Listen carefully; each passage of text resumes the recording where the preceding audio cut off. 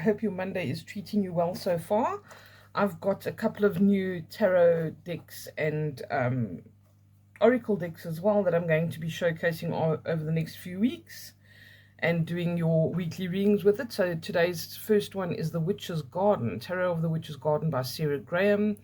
And it's really a lovely little deck of cards. I've been playing around with it a bit. I haven't even seen all of the cards yet, but I decided that I would do a reading with this particular deck today for you so that you can see what it's all about. I'm sure most of you get regular readings from me are a little bit sick of my Art Nouveau tarot because I loved it so much that I just used it over and over, the Golden Art Nouveau tarot.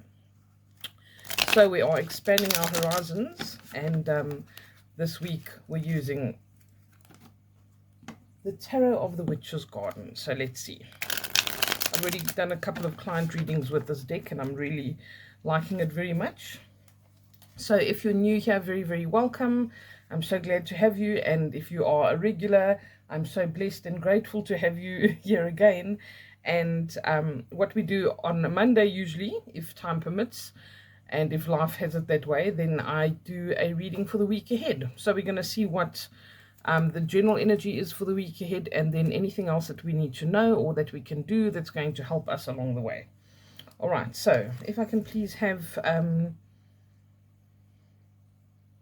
card for the general energy of this week ahead.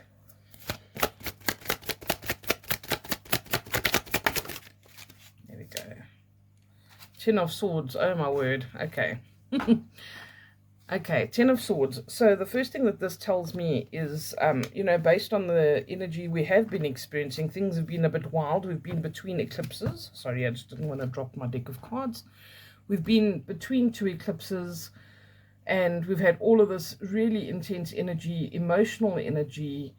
I feel like it's, you know, just been a little bit hectic. In the Southern Hemisphere, we've even had solar flares and all kinds of stuff happening. So yeah, it's been rough. So this is an indication that somebody might feel like they literally were stabbed in the heart or stabbed in the back, betrayed, or really upset about a particular situation. All right, it's often to do with disappointment.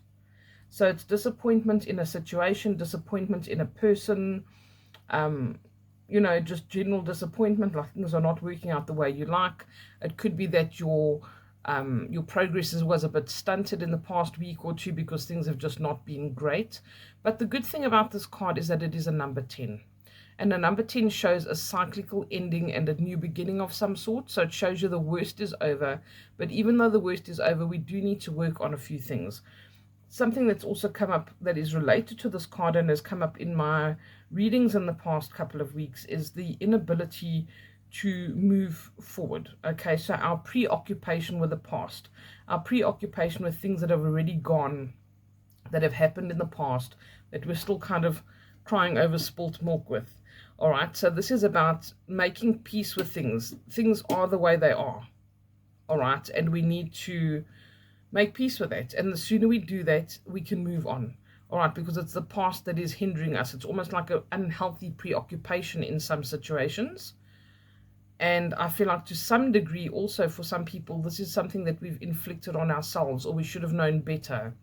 Something along these lines, because this particular depiction here has got her stabbing herself. You don't see that very often.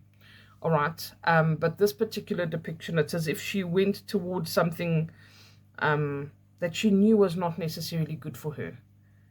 But we do also need to take accountability for certain actions that we take when we put ourselves in a vulnerable position. We need to know that taking chances is sometimes things that we do and we need to do in order to have certain experiences or to see if something's good for us or not. You know, making mistakes is part of life and it's part of growth. So it's imperative that that happens sometimes. All right, so I feel like it's about the lessons being learned and leaving the past behind. That is probably going to be the most difficult thing here. All right. Okay. Is there anything else we need to know about this coming week, please?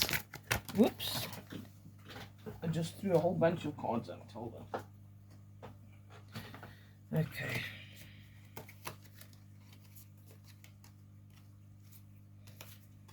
All right, I'm going to put these back because I feel like that was just my slippery deck of cards and my butterfingers.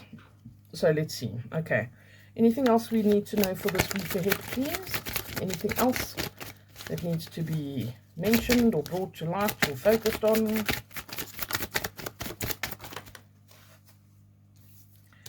Okay. The Empress. I think you can all see well enough. I don't need to hold it up to the screen. And the Seven of Swords.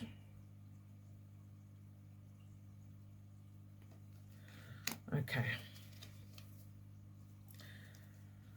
All right, the Empress is about being and not doing. And I've, funny enough, again, just had a reading where I did this card and it came up and it's like, don't feel the need to do too much or to go overboard with something. And the Seven of Swords is warning against this as well, all right? The Seven of Swords can come in when we've gone a bit too far, or when we've made presumptions about things, we don't have all the information and we lash out at somebody or about somebody, and then we want to eat our words later because we've said something or done something that was unnecessary, and maybe we've got misinformation. All right, so this is something that I feel like really needs to be looked at. You know, again, here comes this energy of we could have had something that's self-inflicted. I feel like we can perpetuate and continue this energy if we're not careful. So this is saying be. Don't feel the need to do anything. Just be. And be patient with things. You know, the Empress is all about this pregnant woman that is waiting for something to be birthed. She's a representation of the potential for abundance and fertility and all of these good things. But she does talk about delays and postponements. And she talks about handling these delays and postponements with grace. Not trying to force something, not trying to push something, because then things can backfire. And this is exactly what the Seven of Swords is showing here as well.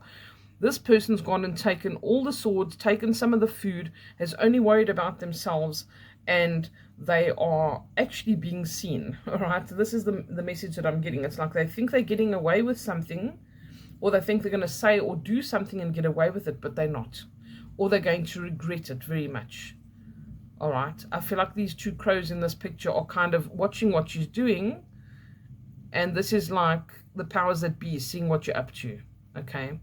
And these people being innocent and doing the right thing, this is where she could find a home and a safe place to be, but she's got a bag of stuff that she's trying to steal or get away with. And it might even be because she has a misguided view of these people. So maybe you have trust issues from the past. Maybe, you know, whatever it is, however it manifests, I don't feel like you need to actually be too harsh or be mistrusting of the people that are in your life at this point in time. All right, there might have been things happening in the past, but also don't take your own mistakes and kind of project them onto other people and say, oh no, now no one can be trusted because I had an error in judgment. All right, it's this kind of energy. So when we see Seven of Swords, you have to be aware of this, and you have to be a little bit careful of this, because you could say or do something that's really unnecessary, or that, you know, does eventually isolate or segregate you or alienate you from a group that you would have loved to be with. And you've gone and said or done something silly on a whim or on a bit of misinformation. It's like, check your sources before you do or say something that you're going to regret. It's not necessary to be so defensive. Okay, and it's not necessary to try and force something, force a resolution, do something, act. That's what she's warning against. This person wants to do something. They want to escape. They want to take everything that they can with them, because they're scared of deprivation or they're scared of isolation, but they're putting themselves in that position. All right, so something to be wary of this week. Try to handle things with grace. Try to take a deep breath and think about something and respond instead of reacting. That's the best advice that I can give with this particular situation. Okay, take a deep breath and say, how can I respond? Especially if you have a preconceived idea of how things are going to be, how can you respond in a different way that's going to get you a different result this week? All right. Okay. Anything else we can do in terms of action to help us this week, please, to get us in the best position? What action can we take?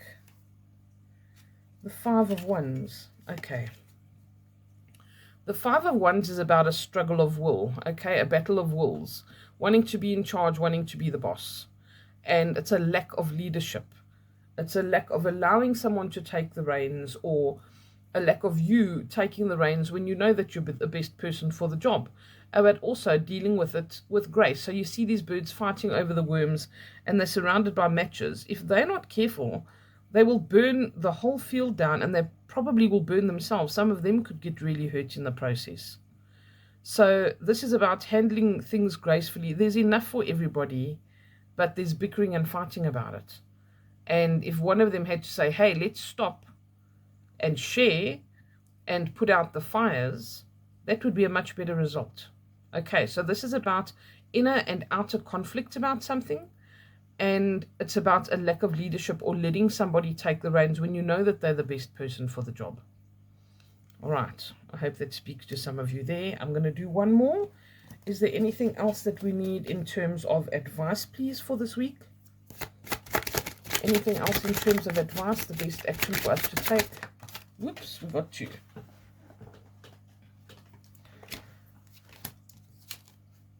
First one is the Queen of Cups.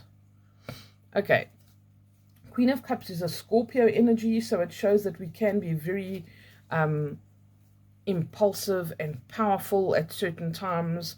It really is a stubborn kind of energy as well, but that can be something that can be constructive. And I think we need to work on and look at the constructive potential in these cards for this week. So the Queen of Cups is very much connected to spirit. These people are generally very intuitive, very psychic.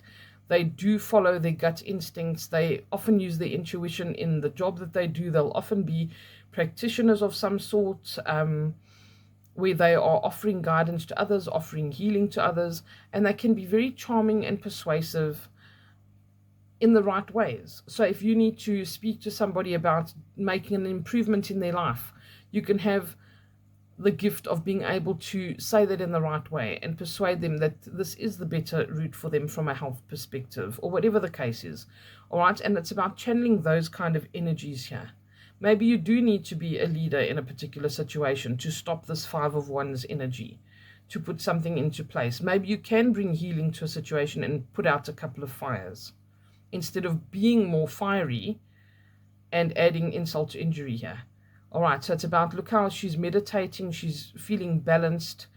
There are elements of health coming in here. That's what I often see when I see a snake. I don't see this as negative. This is about being connected to the earth, being connected to the water, being connected in general. So again, find that peaceful place and come from a place where you are responding and not just reacting. All right, that can be the Scorpio way of doing something, where they keep it in, and all of a sudden they react and they lash out and they sting you with that scorpion tail. So this is about tempering it with those other aspects, being connected, going into a meditation if you don't know how to deal with something, and being receptive instead of putting energy out all the time.